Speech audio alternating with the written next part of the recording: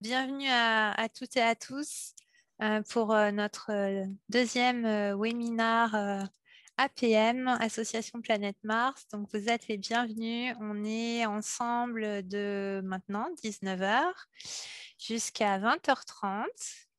Le webinaire va se dérouler de la façon suivante. On va avoir environ 40 minutes de présentation par notre invité de marque, Richard Hellman, que je vais vous présenter dans un instant. Et ensuite, on aura des échanges, questions-réponses. Donc, ce qu'on vous propose, il y a un chat qui est à votre disposition. Je vais collecter vos questions au fur et à mesure. Donc, n'hésitez pas à déposer vos questions lorsque vous en avez dans le chat et je me ferai le relais de vos questions. Si on a le temps, évidemment, on essaiera d'être un peu plus interactif à la fin. Vous n'hésitez pas, vous levez la main. Donc, il y a un système pour lever la main qui est en bas de votre écran, là où vous avez les réactions. Et donc, avec des petits icônes, des petits smileys, tout ça, que vous pouvez utiliser à profusion durant la présentation autant que vous le souhaitez. Mais il y a un petit onglet lever la main. Donc, si vous voulez lever la main après, pendant les questions-réponses, ça sera possible.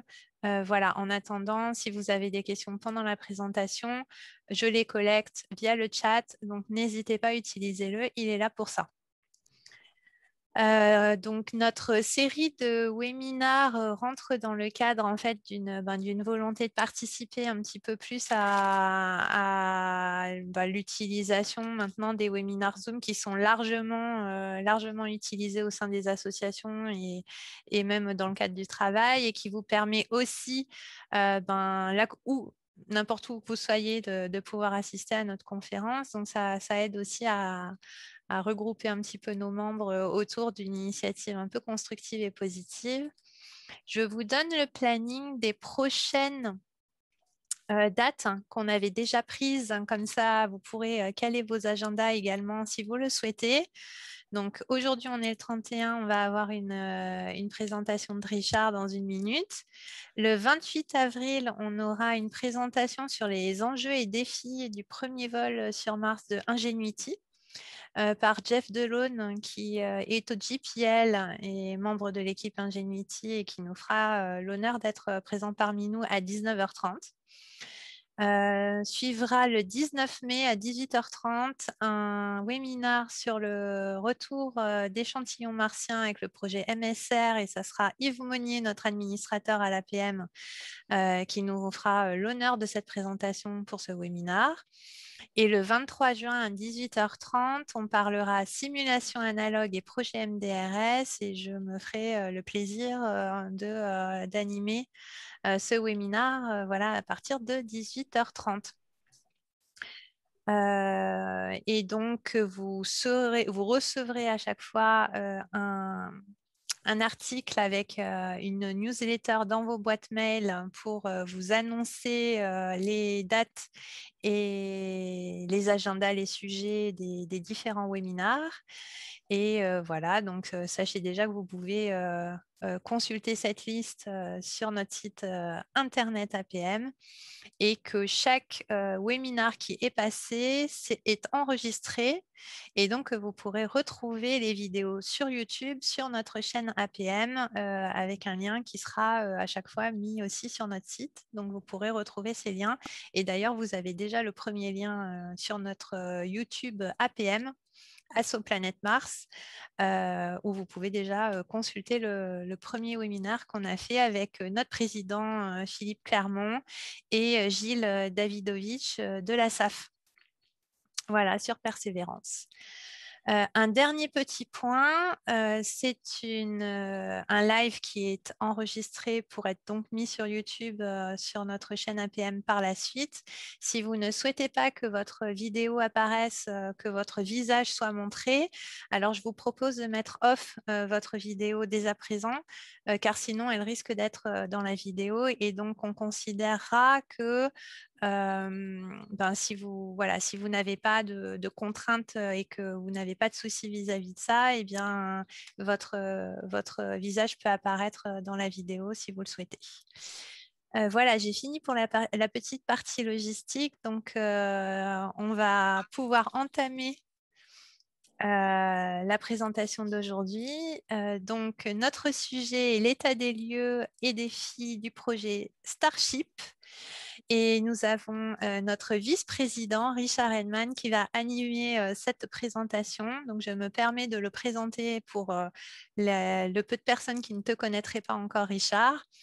Richard, tu es ancien élève de l'École polytechnique et de l'École nationale supérieure de l'aéronautique et de l'espace.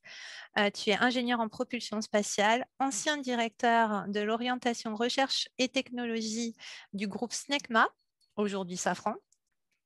Tu as exercé précédemment diverses responsabilités dans le domaine des moteurs fusées. Tu as participé à la genèse et au développement des lanceurs Ariane. Sur le plan associatif, tu as pris une part active dans la promotion de l'exploration de Mars et de l'accès à l'homme à ce monde en tant que président fondateur de l'association Planète Mars, qui est donc la branche française, comme vous le savez, de la Mars Society. Et aujourd'hui, tu es notre vice-président APM et nous te remercions beaucoup pour la présentation que tu vas faire avec cette magnifique photo de fond d'écran que tu nous as mis là, ambition et défi d'une révolution astronautique. Eh bien, c'est à ton tour. Merci par avance pour ta présentation. Merci Aline pour cette introduction très chaleureuse. Alors, on peut aborder ce sujet sur différents plans. En fait, ce que je vais vous exposer est conforme d'assez près au titre que vous voyez ici en haut de l'écran. Il ne s'agit pas donc de décrire techniquement le projet. Je pense qu'on le connaît tous à peu près suffisamment pour en apprécier le caractère. Par contre, se poser la question de la valeur des ambitions affichées et des défis que posent ces conceptions pour SpaceX en particulier, c'est intéressant d'y réfléchir. Parce que ce qu'on vit vraiment avec cette aventure, ce que je considère que c'est une aventure, c'est une véritable révolution, hein, pas spécialement depuis l'apparition de Starship, mais depuis l'apparition de SpaceX, disons à partir du moment où le Falcon 9 est devenu opérationnel. Il a aujourd'hui effectué plus de 110 vols, dont un seul échec. Donc voilà, ça c'est le premier stade de la révolution. C'est un lanceur récupérable, du moins son premier étage, et ça a ébranlé complètement le domaine spatial au niveau effectivement des lanceurs, mais aussi des charges utiles. Bon, alors, ce projet Starship, il a fait l'effet d'une bombe lorsqu'il a été présenté au Congrès d'astronautique en 2016, présentation où je me trouvais ainsi que Philippe Clermont. Mais sa genèse remonte en fait à 2002, c'est-à-dire au moment où Elon Musk a décidé de créer SpaceX dans le but de développer un système de transport interplanétaire dimensionné pour permettre une future colonisation de Mars.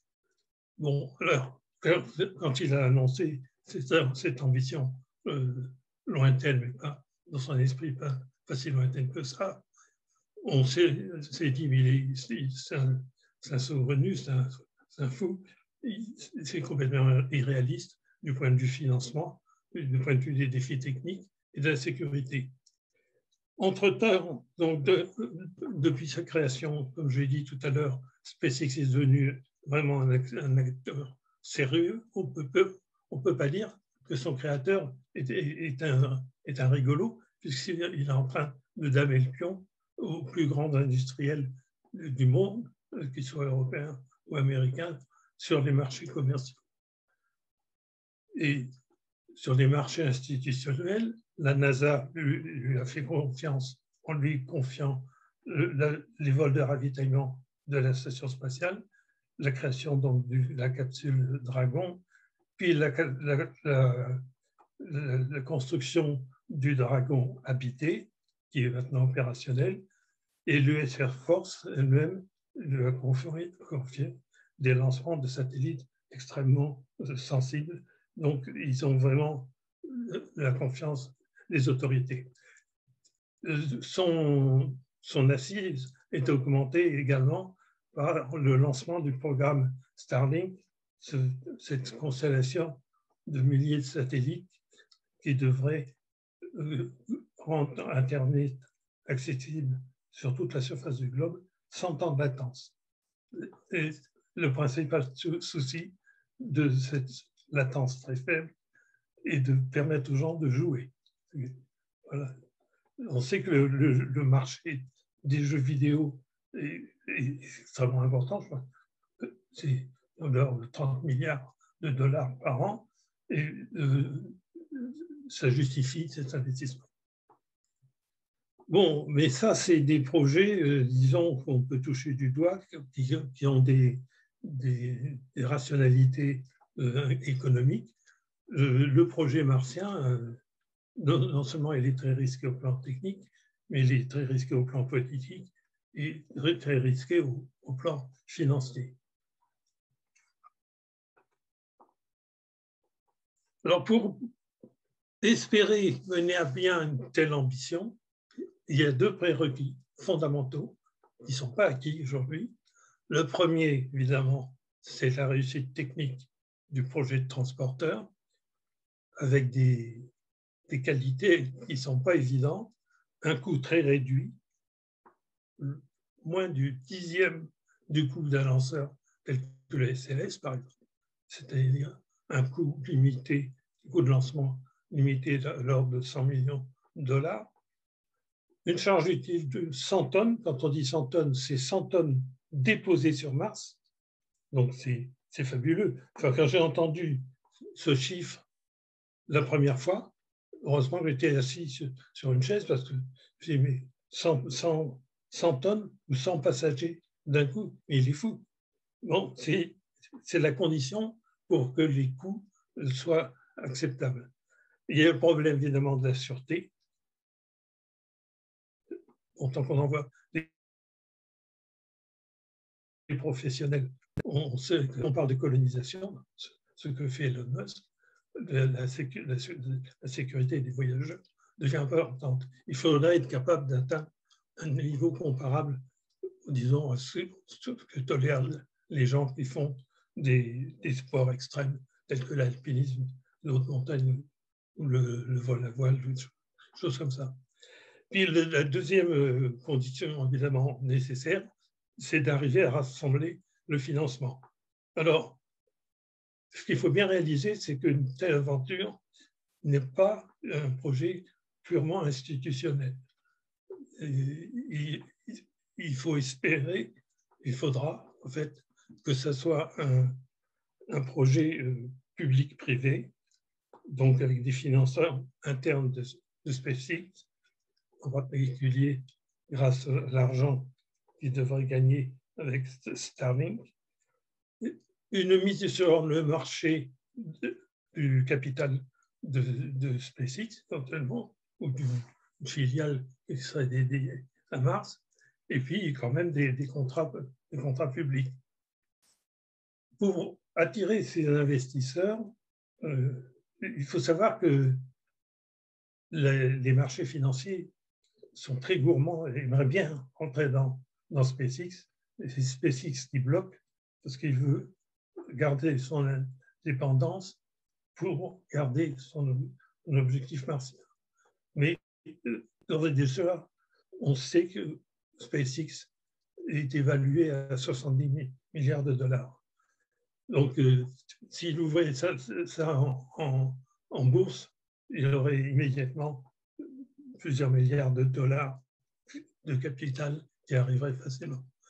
Bon, pour qu'on puisse attirer ces investisseurs, il faut que les coûts soient faibles, donc une conception simple, avoir une philosophie de développement productif, c'est-à-dire sortir des prototypes rapidement, faire beaucoup d'essais.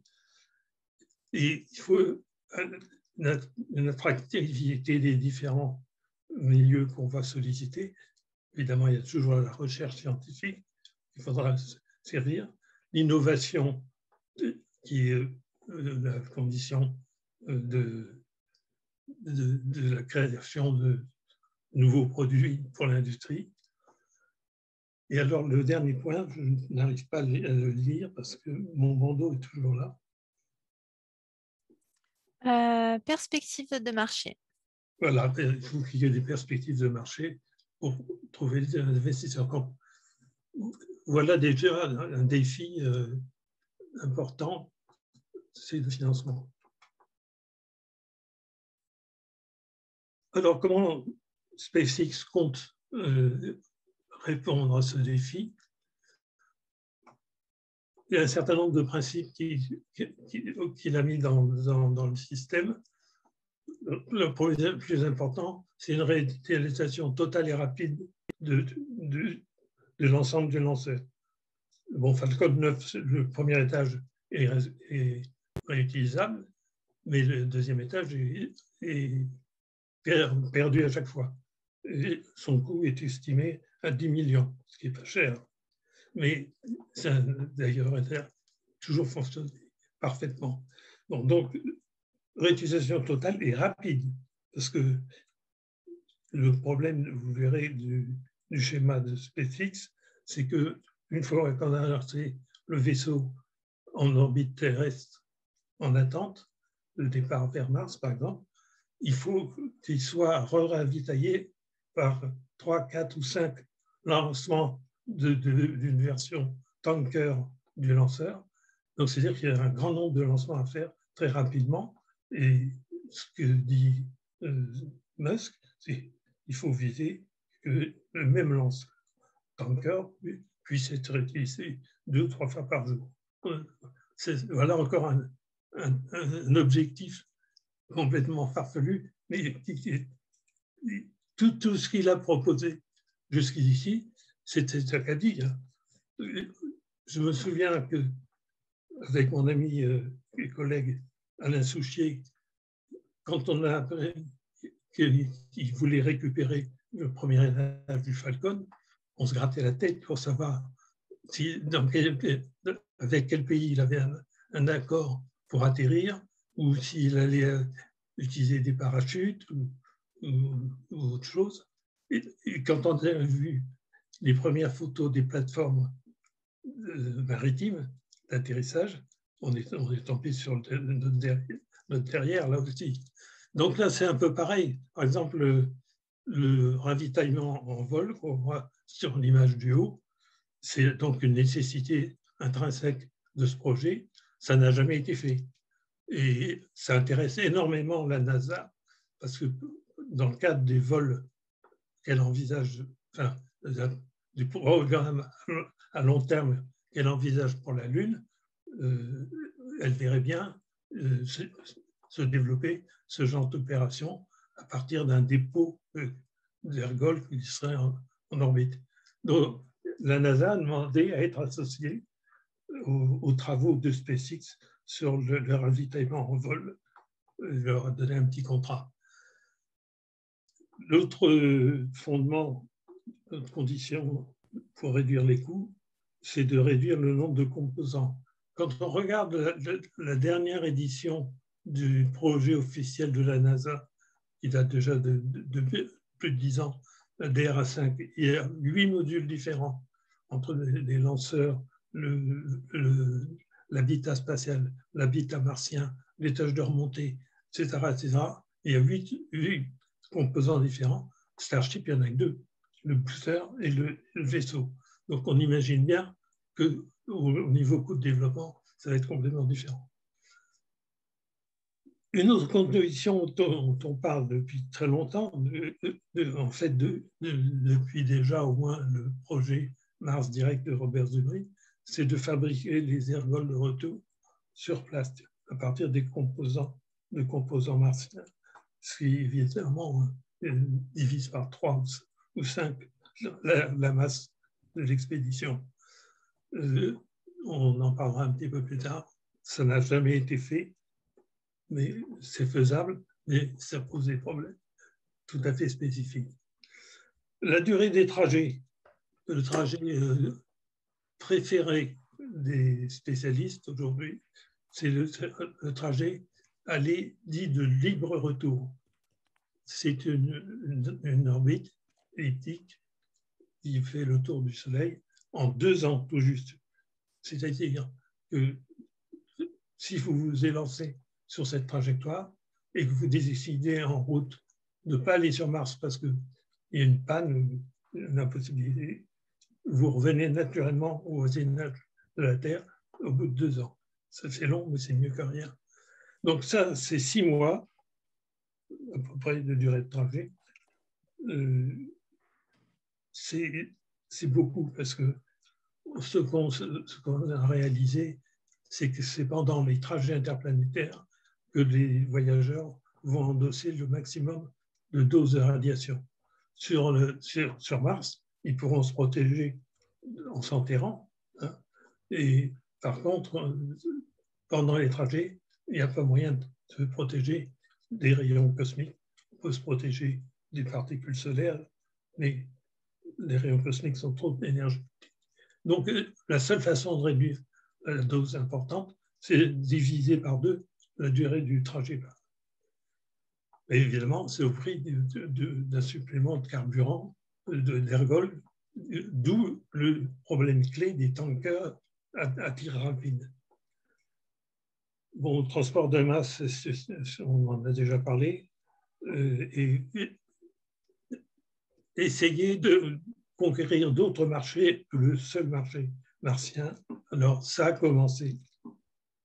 SpaceX a été présélectionné avec 2 autres sociétés américaines pour présenter un projet de transporteur lunaire, donc capable de déposer des astronautes à la surface de la Lune dans le cadre du programme Artemis. On ne sait pas qui sera choisi, mais au moins ils ont fait un proposition. Et puis, il y a une proposition qui a fait beaucoup de bruit, c'est l'idée d'organiser des voyages point à point à la surface du globe à une vitesse extraordinaire, puisqu'on pourrait aller d'un point à l'opposé en moins d'1 heure.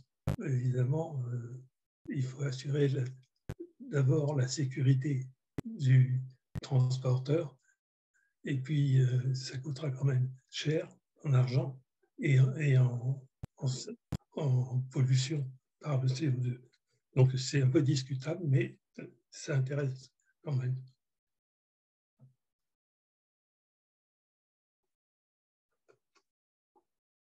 Bon, ça c'est un rappel de l'architecture du système. Donc je pense que c'est à peu près connu.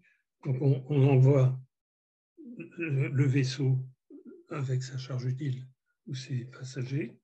Ensuite, un certain nombre de tankers viennent compléter les pleins. La capacité des réservoirs du vaisseau, c'est 1200 tonnes. C'est pas rien, hein. 1200 tonnes LOX méthane.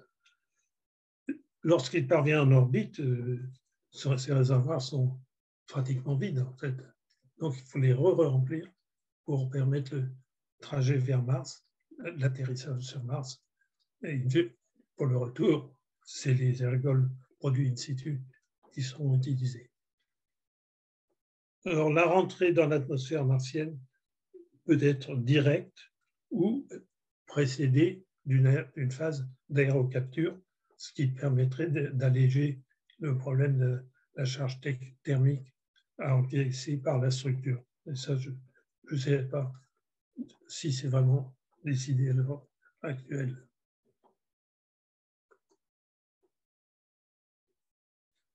Voilà le tableau dans quoi se lance SpaceX en espérant entraîner l'adhésion un jour de la NASA.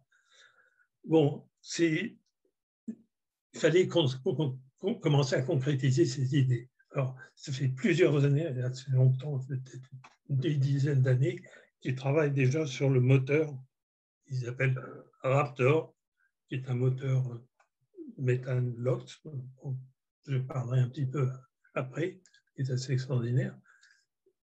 Là, le moteur, c'est quand même très long. Le développement d'un moteur, c'est très long. C'est toujours plein d'aléas et on n'arrive pas du premier coup au résultat qu'on visait. Bon, donc ça fait de longue date. Par contre, concernant le vaisseau, enfin, ce qui vole, il n'y avait rien, à part le Falcon 9, il ne donne pas une image vraiment exacte de ce qui sera fait avec Starship. Pour frapper un grand coup, Elon Musk a demandé un développement extrêmement rapide avec un démarrage stupéfiant. Il a été bloqué jusqu'à fin 2019 par la NASA, par son administrateur Bridenstine, qui lui reprochait d'avoir des retards dans le programme de capsule Dragon habité et qui lui demandait de vraiment mettre la priorité là-dessus. C'est ce qu'il a fait.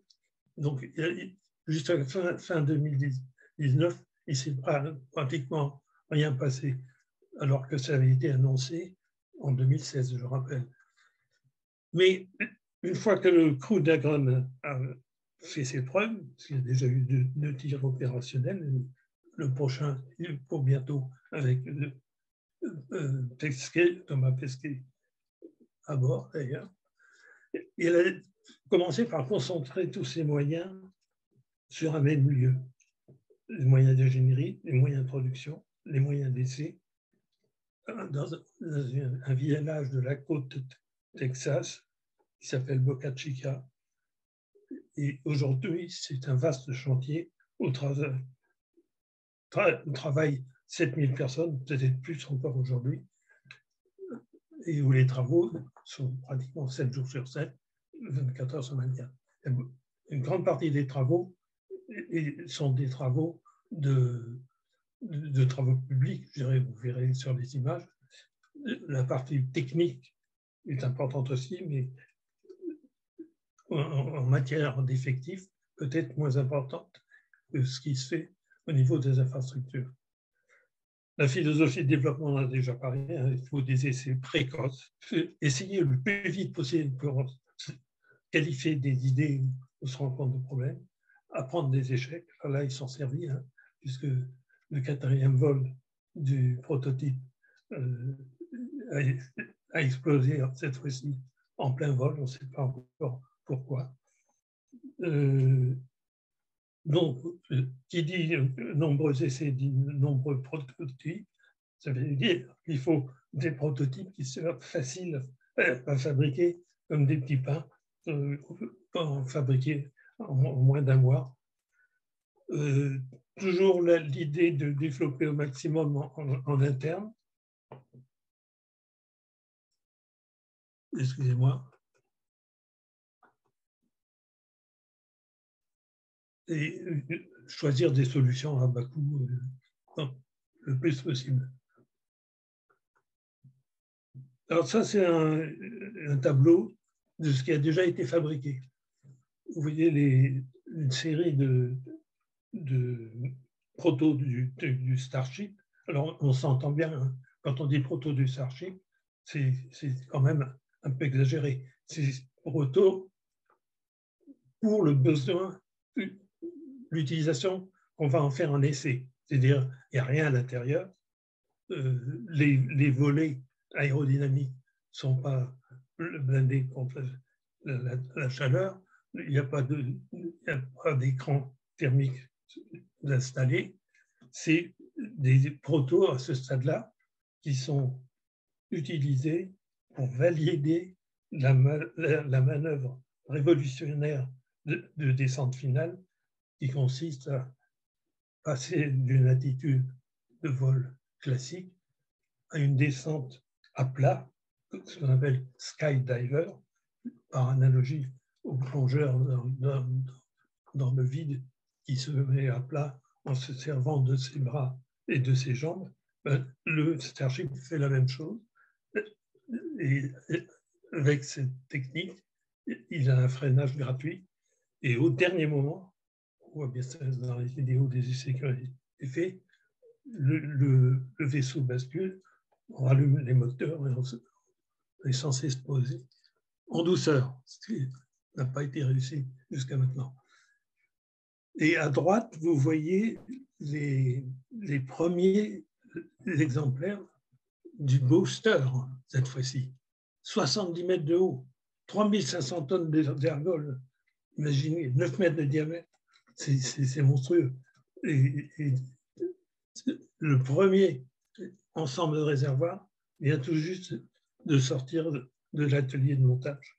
Il lui manque encore ses moteurs. On verra que les moteurs, c'est quand même un problème actuellement pour le programme.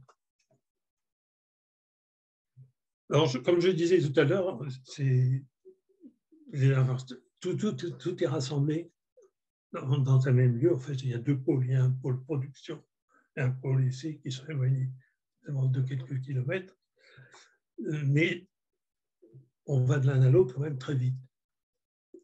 Ce qui est intéressant, parce que ça reflète bien en profondeur la philosophie de SpaceX, c'est de regarder le design de ces infrastructures. Regardez par exemple ces structures en forme de tente. Eh bien, ce sont les ateliers de fabrication et d'assemblage. Ce sont des tentes. C'est-à-dire, ils sont arrivés là, ils ont coulé une dalle de béton, ils ont monté leur tente et ils font tout là-dedans. Regardez maintenant la zone de tir. Vous voyez, ici, il y a deux protos. Ils sont sur leur pas de tir.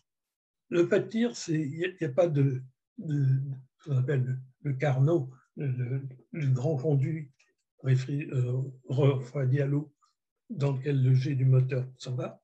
Là, pas de ça. Vous voyez à droite les fondations du pas de tir du lanceur complet. Alors, imaginez, dans le cas du Starship, on décolle sur 3 moteurs. Ici, dans le cas du lanceur complet, on décolle sur 28 moteurs. Donc, il ne faut pas se tromper dans la capacité de résistance que doit avoir le pas de tir tant que le lanceur n'est pas lâché. La pleine poussée va avoir tendance à arracher le pas de tir du sol. C'est pour ça que vous voyez ces structures qui sont faites des cylindres métalliques profondément enfoncés dans le sol, dans lesquels du béton armé est coulé.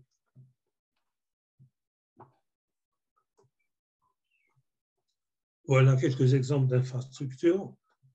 Alors, vous voyez ici le AIB, ce qu'on appelle le AIB, c'est un bâtiment capable d'accueillir le booster. Donc, il fait 80 mètres de haut. Il a été assemblé à l'aide de cette grue que vous voyez là, qui est une des plus grandes, la 3e, je crois, en puissance, puisqu'elle fait une portée de 160 mètres de haut et une capacité de levage de 600 tonnes. C'est un engin à chenilles et qu'ils appellent Tanzia. C'est un peu monstrueux. Et en particulier, ils l'ont utilisé pour monter sur pour assembler le booster dont je vous ai parlé tout à l'heure. Il sera également utilisé sur le pas de tir final pour monter le Starship sur le booster. Vous voyez ici aussi un truc intéressant, une tour de distillation d'air liquide. La volonté, c'est de fabriquer l'air liquide, ce qui n'est pas très cher, de fabriquer l'oxygène liquide sur place pour des problèmes de sûreté des approvisionnements. Là, je vous ai montré le pas de tir lanceur en cours. Et vous voyez ici une image plus récente. On retrouve, on ne retrouve pas d'ailleurs. C'est à côté à côté du pas de tir. C'est le début des fondations de ce qui va être la tour de lancement. C'est-à-dire,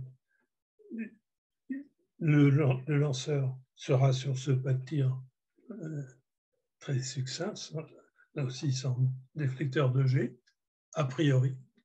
On en rajoutera peut-être un si nécessaire. Et à côté, vous avez cette tour très élancée qui permet, en particulier, d'accéder à la baie de charge utile. Alors, vous voyez, par exemple, ici, vous avez un certain nombre d'images qui montrent les progrès déjà acquis. Je note une file ambitieuse d'innovation. Il y en a qui sont déjà bien maîtrisés et d'autres qui, on verra, qui sont largement signalisés et développés. La descente finale en skydiver. Bon, les vols se sont terminés par des atterrissages ratés, mais néanmoins, le but lui-même de l'essai, c'était ça. C'était de voir si on était capable de rendre stable une descente à plat et ensuite de se redresser et de se poser. Donc le troisième essai a fait ça. Malheureusement, la vitesse finale était trop importante et ça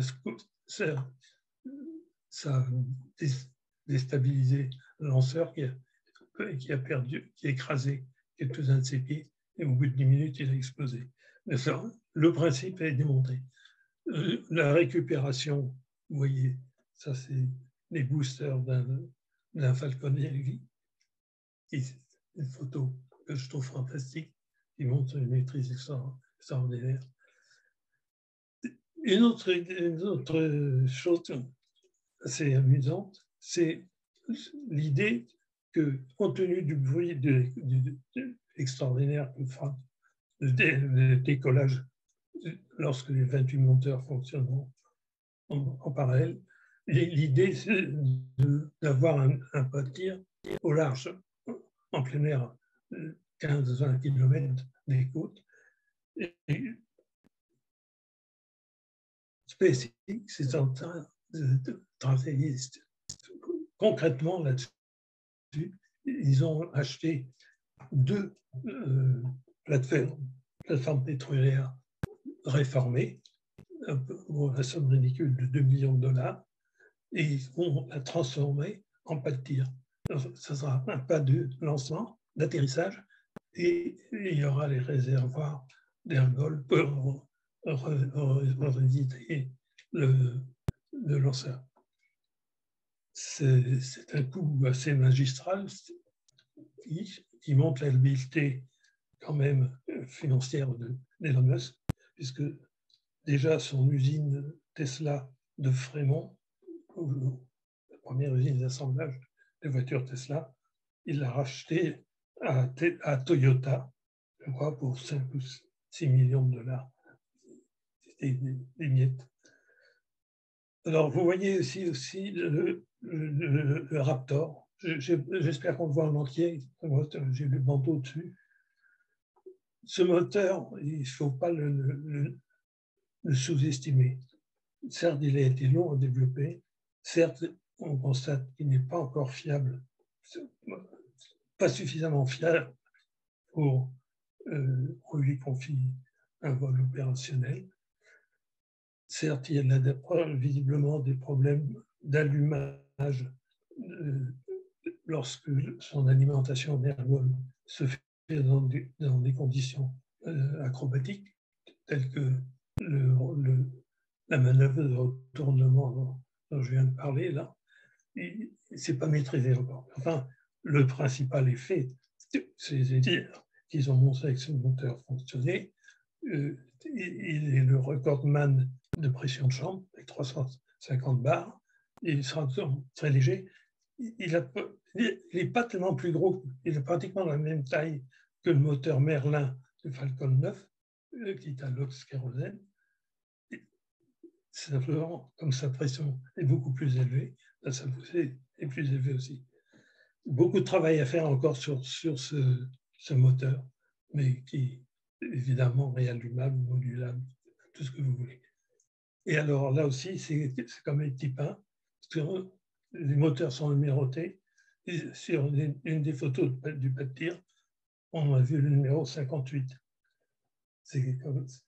Il doit en sortir au moins un par semaine, je pense. Alors, les points principaux qui peuvent créer des soucis, qui restent à développer, parfois à établir, c'est le transfert d'ergol, on en a parlé. Bon, ça, on sait comment il faut faire. SpaceX a son idée, mais il faut le démontrer. L'aérocapteur, éventuellement, si on veut l'utiliser. Pour moi, un des points vraiment mystérieux, c'est la protection thermique, parce qu'on va en parler plus en détail un peu loin. Il faut aussi alimenter en énergie le vaisseau pendant son trajet. Le recours à des panneaux solaires, les puissances sont quand même importantes. Production d'ergols in situ, c'est toute une infrastructure qui doit être fiable sur la longue durée. Et puis, dernière idée en sortie du chapeau d'Elon Musk, au lieu de faire atterrir le booster, on le capture au dernier moment. Parce que sa vitesse est devenue nulle, il est automatiquement guidé là où on veut, et la tour a des espèces de pinces qui viennent le prendre. L'intérêt, c'est qu'on évite le train d'atterrissage, ce qui fait une économie de masse importante, et on peut replacer immédiatement le booster en position sur le pas de tir pour préparer le prochain vol. C'est une idée qui a été révélée au niveau SpaceX tout à fait récemment, qui fait un peu peur, mais qui a déjà été étudiée, il faut le savoir, en France par le CNES et par Ariane Group. Donc, c'est bien, encore une fois, on est dans le coup de technologies innovantes.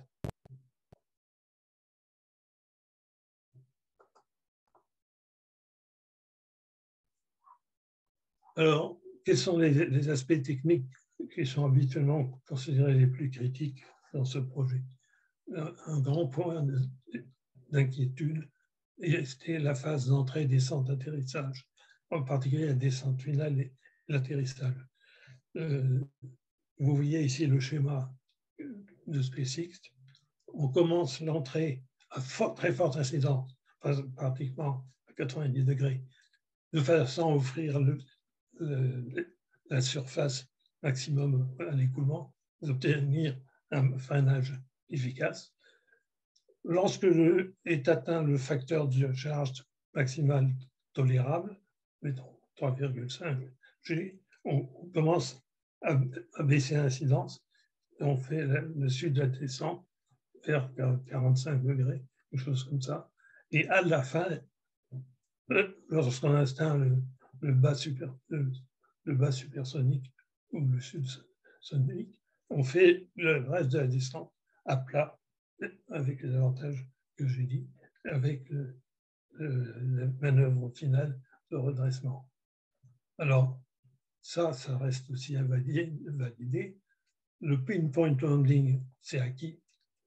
Tous les Falcons le font avec leur plateforme maritime et les vols de Proto Starship le font aussi. Le mode en Skydiver, on l'a déjà expérimenté en vol, on est tranquille de ce côté-là. Autre aspect technique qui pour moi, alors du coup, est beaucoup plus sérieux que le précédent, enfin sérieux, on est moins tranquille, c'est la protection thermique. Pourquoi? Parce que SpaceX veut réellement une protection thermique réutilisable sans maintenance, comme un avion, si vous voulez. Or, on va dire l'énergie à dissiper, en particulier pour la rentrée sur le retour terrestre, depuis mars, elle est au moins égale à 2 fois l'énergie à dissiper pour une rentrée depuis l'orbite basse terrestre. Donc, il y a 2 fois plus d'énergie dissipée. Alors, on sait le faire en non réutilisable, les sondes interplanétaires, Apollo, rentrer à ces vitesses-là, mais avec des boucliers abradables et que vous ne pouvez pas réutiliser une deuxième fois. Donc là, je veux dire que je ne sais pas comment SpaceX va résoudre ce problème.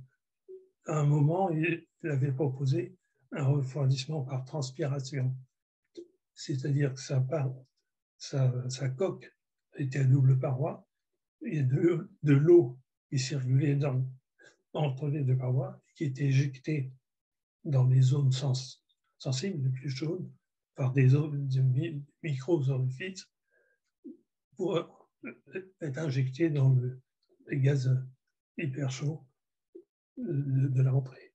Mais ça a été abandonné parce qu'il y a des risques de fiabilité. Si jamais un ou plusieurs puits se bouchent, eh ben, on aura une zone qui sera pas refroidie, donc c'est une catastrophe. Puis aussi des problèmes de masse. Il a été estimé qu'il faudrait une quinzaine de tonnes d'eau pour effectuer un refroidissement. Donc c'est abandonné. SpaceX est revenu sur des tuiles à la mode Space Shuttle, je dirais, sauf que lui, il veut des tuiles réellement réutilisables sans maintenance, ce qui n'était pas le cas du Shuttle.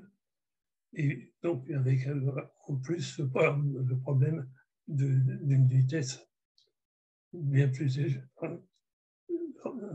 racine de 2 fois la vitesse en orbite terrestre, et donc des flux thermiques et des températures de parois beaucoup plus élevées que dans le cas du Shuttle.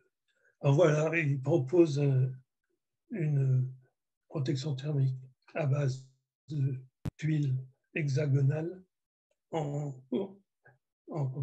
céramique d'une forme de maison qui n'a pas des volets, on ne connaît pas. Et vous voyez là, ils font des essais de collage de ces tuiles à l'occasion des essais actuels. Gros problème hein, pour moi. Alors, la génération d'énergie, en fait, elle se pose à 2 niveaux. Au niveau du vaisseau, pendant le voyage, bon, je n'insisterai pas beaucoup sur cette phase-là. On estime qu'il faut de l'ordre de 40 kW pour le vaisseau. C'est faisable avec des panneaux solaires. La station spatiale avait jusqu'à récemment 80 kW. Bon, on voit que ça représente des surfaces non négligeables, mais dans le cadre du Starship, le problème spécifique, c'est que c'est pas comme la station spatiale où on déploie et c'est bon. Là, il faut pouvoir l'emmener sur le dos du vaisseau, le déployer et le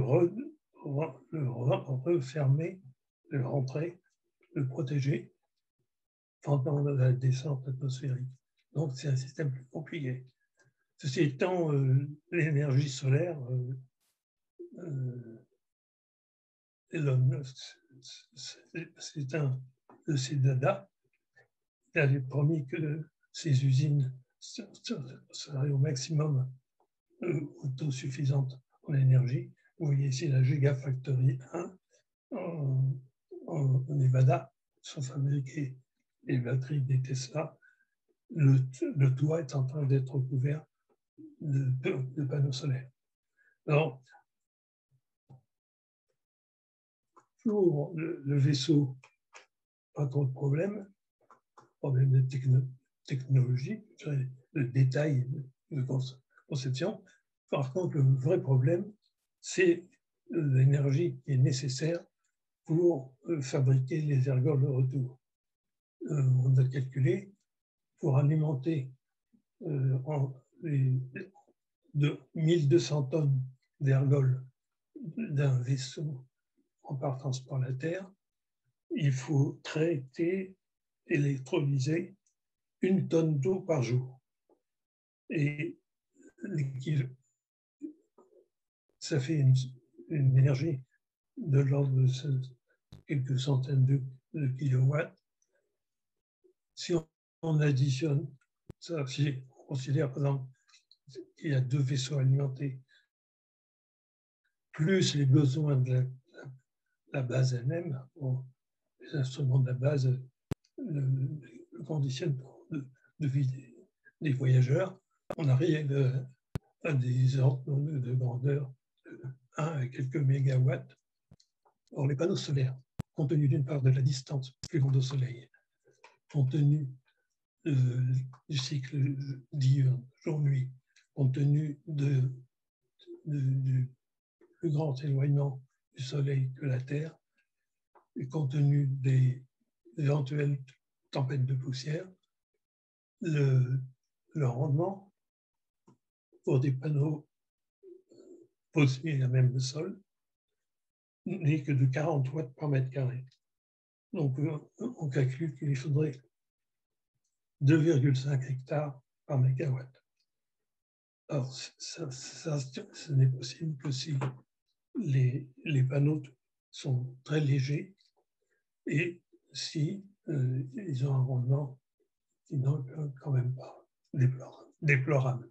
Alors, il y a des travaux sur les panneaux qu'on déroule comme du lino ou de la moquette. Faut voir. La messe n'est pas dite dans la technologie des panneaux solaires.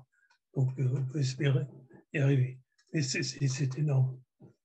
L'autre solution, c'est d'utiliser l'énergie nucléaire.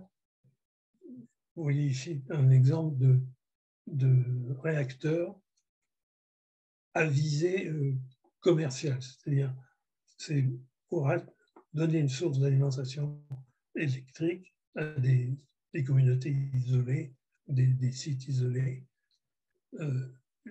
Évidemment, là, c'est de l'ordre de 1 ou 2 mégawatts électriques, ce qui serait parfait dans le cadre de ce qu'on évoquait. C'est très lourd pour l'application terrestre parce qu'il faut que ça soit complètement blindé, évidemment. Dans le cas de Mars,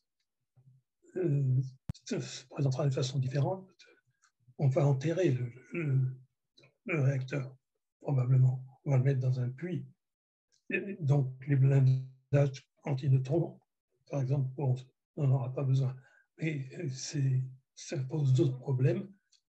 Ils sont, outre l'acceptabilité politique, c'est le fait que le carburant nucléaire a une durée de vie limitée, ou d'un moment renouvelé, et d'autre part, il y a un problème de fin de vie. Qu'est-ce qu'on fait une fois qu'on a réformé le réacteur? Alors ça, c'est des problèmes évidemment moins difficiles sur Mars que sur la Terre, parce qu'il n'y a pas de population à protéger, mais malgré tout, il faut vraiment s'en préoccuper. Il y a aussi le problème de la source froide. Si on utilise une conversion thermodynamique, le fluide travaillant sort de la turbine avec une température trop élevée, il faut le refroidir. L'idée serait d'utiliser cette chaleur pour réchauffer les serres ou les habitats. Vous voyez que c'est toute une installation de canalisation dans le sol, etc. Bref, rien d'évident là non plus. Or ça, Elon Musk n'en parle pas, mais ça fait partie de son projet. Alors, autre technologie considérée comme assez critique, c'est la production sur place, sur Mars, des propagoles de retour. En fait, la difficulté n'est pas dans le fait de savoir comment s'y prendre. On utilise une réaction qui est connu dans l'industrie chimique depuis fort longtemps. Et on utilise le gaz carbonique de l'atmosphère martienne et de l'hydrogène obtenu par électrolyse d'eau. On sait que de l'eau est abondante sous forme de glace dans le sol martien. Donc le principe est simple, mais regardez le schéma d'installation que ça suppose. On se rend compte tout de suite qu'on va avoir un problème de fiabilité de l'installation d'ensemble dû au nombre d'équipements, tout simplement, et au fait qu'il faut que ça fonctionne très longtemps et sans maintenance. Donc, c'est ça le problème, c'est d'arriver à faire un système suffisamment fiable pour assurer la mission. Alors, la quantité d'eau à traiter est estimée à 1 tonne par jour et par vaisseau pour faire le plein de retour. L'eau, on la trouve soit dans le régolithe, soit dans de la glace surfacique, telle qu'on l'a vu dans la mission posée près du pôle Nord, soit carrément dans des glaciers affleurants. Le besoin en puissance pour toutes ces opérations est quand même élevé, l'ordre de 250 kW. Alors, on a fait le tour des technologies vraiment qui sont critiques. Maintenant, il y en a une nouvelle qui vient de sortir du chapeau d'Elon Musk. C'est l'idée de capturer le booster lors de son retour sans qu'il ait à à atterrir vraiment. On voit sur le dessin que ses moteurs fonctionnent encore. Il est suspendu en l'air par ses moteurs, disons, et 2 bras viennent le capturer au niveau des gouvernes aérodynamiques. Alors, pourquoi cette complexité?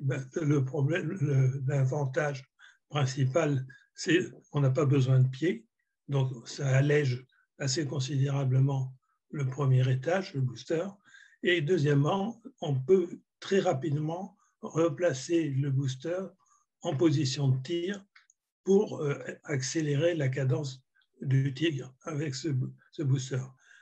Bon, c'est quand même assez osé. Je ne sais pas si ça sera fait en fin de compte. Ce qui est intéressant à noter, c'est que c'est un concept qui a déjà été étudié en France par le CNES et Ariane Group. C'est assez remarquable. On voit qu'au moins cette innovation-là, on est dans la course. Alors, on a une date là qui est quand même qui marque une étape marquante pour 2 événements. Le premier, c'est la série de vols de prototypes SN8, 9, 10, 11 qui ont permis de valider la procédure de descente à plat de type Skydiver, dont on a déjà parlé. Même si, visiblement, SpaceX ne maîtrise pas encore complètement l'allumage de ses moteurs, en particulier dans ces conditions acrobatiques où on demande à la fusée de faire des galipettes. Et il se peut que ça pose des problèmes d'alimentation des moteurs. Donc, ils ont encore des progrès à faire. Mais enfin, le prototype suivant, SN15, est déjà en cours d'acheminement vers le pas de tir. Et surtout, on voit à droite, pour la première fois, un booster complet. Vous voyez, c'est 70 mètres de haut quand même, 9 mètres de diamètre, 3500 tonnes d'ergol, donc c'est assez gigantesque. On voit l'échelle au milieu, grâce à la nacelle dans laquelle se trouvent des opérateurs. Ça fait vraiment très impressionnant. Alors, c'est une structure qui ne volera pas. C'est une espèce de structure de travail, si vous voulez, qui va servir à définir comment équiper le lanceur. Il n'aura pas non plus ses moteurs. Le premier essai en vol sera en fait le booster suivant. Et le 3e booster devrait carrément tenter la mise en orbite d'un Starship. Alors, voilà, on a fait le tour de la situation. Qu'est-ce qui va se passer? C'est pas facile à dire. Ce qui est facile à dire, c'est que la colonisation, ce qui est le but ultime que se fixe SpaceX, ça reste carrément une utopie. Ce n'est pas un gros mot, utopie. Hein. Il en faut.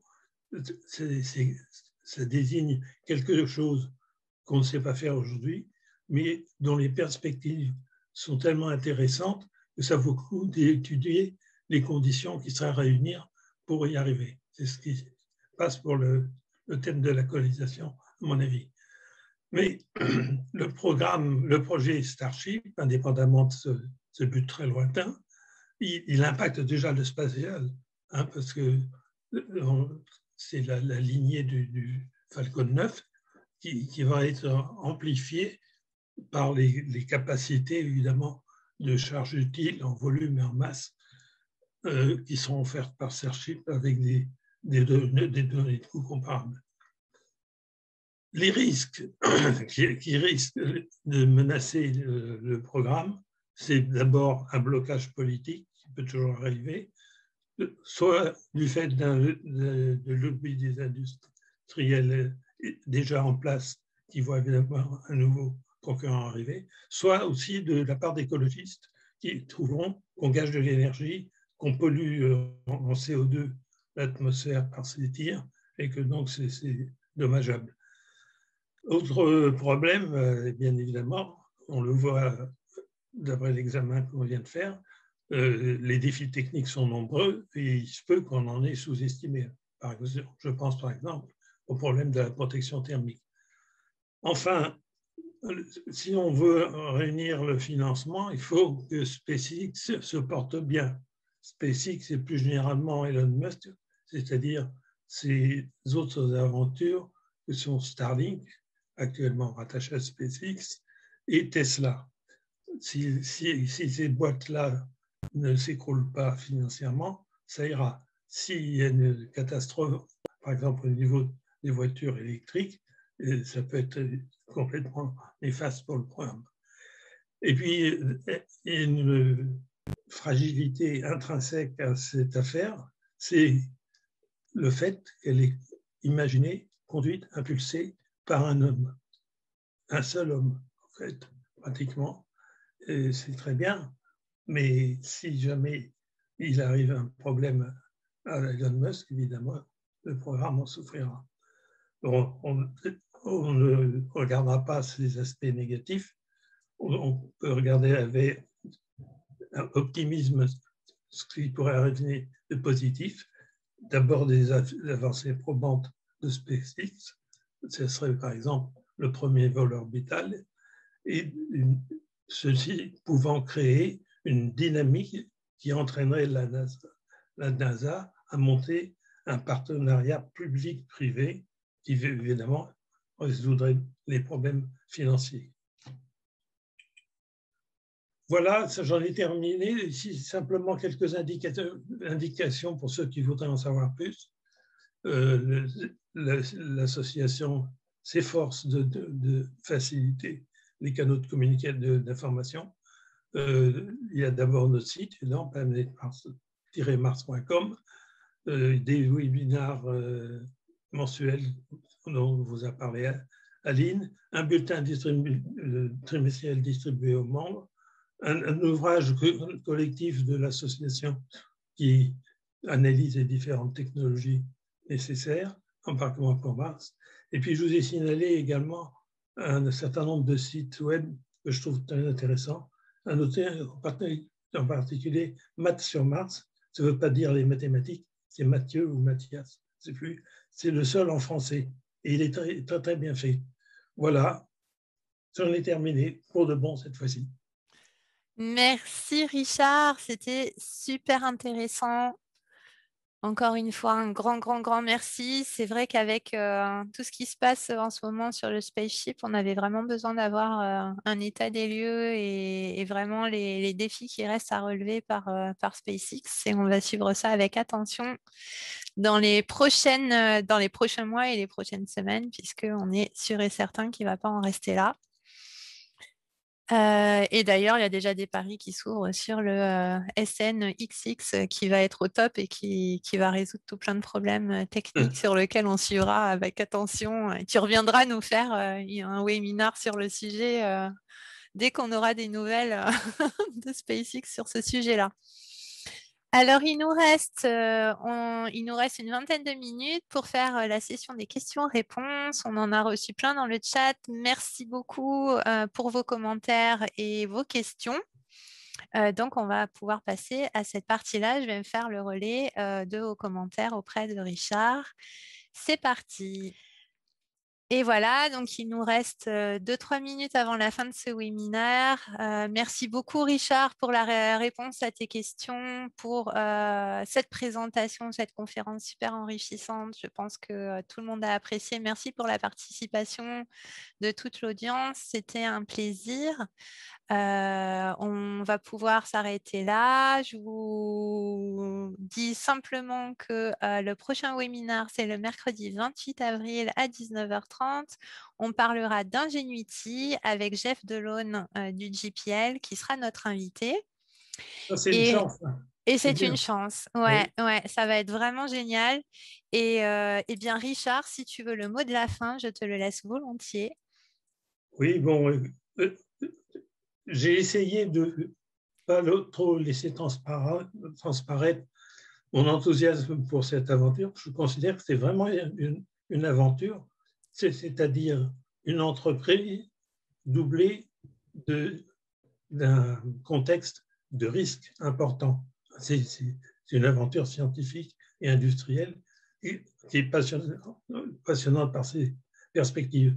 Bon, ça n'ira pas tout seul comme des roulettes sur des roulettes, hein, parce que les obstacles à franchir sont nombreux, mais on compte sur l'obstination d'Elon Musk pour nous conduire rapidement vers Mars. Eh ben, sur cet excellent aspect positif, je te remercie. Merci à tous pour votre participation et à bientôt. Au revoir. Au revoir.